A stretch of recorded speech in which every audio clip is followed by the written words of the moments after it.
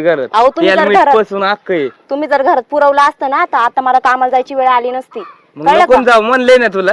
मी जाणार आहे. मग एवढं शिकलेलं माझा काय फायदा नाही. नाही फायदा नाही ना मग घरी बसायचं. मला शिकले ना. बाकीचं माहित नाही, मला जायचंय. कुठं ओ ओढू नका बरं तसं तुम्ही असं. जायचं नाही. हात लावू सांगितलंय नका, तुला. तोंडाने बोला बरं का. नाही जायचं कुठं.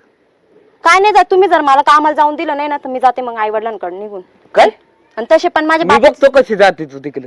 कशी जाते म्हणजे तुमची का बळजबरी काही इथं. बलजबलीच आहे माझी. नाही जायचं कुठं. सासरवालीला कुठंच नाही जायचं. मी जाणार आहे. नाही जायचं. हे चारा आणलेलं आहे मी, टाका गायला चालले मी. सासरवालीला नाही जायचं म्हणले ना तुला. का नाही जायचं पण? असंच नाही तुम्ही कामाला जाऊ देत नाही, घरामध्ये उपाशी ठेवले. काय म्हणून राहू तुमच्या सोबत मग मी? हा, कधी उपाशी ठेवलं तुला. माझ्या आई वडिलांनी एवढे पैसे कर्ज काढून मला शिकवलेलं आहे. कर्ज काढलंय ना आणि मी तुझ्यासाठी काय नाही केलं. काय केलंय पण सांगा ना.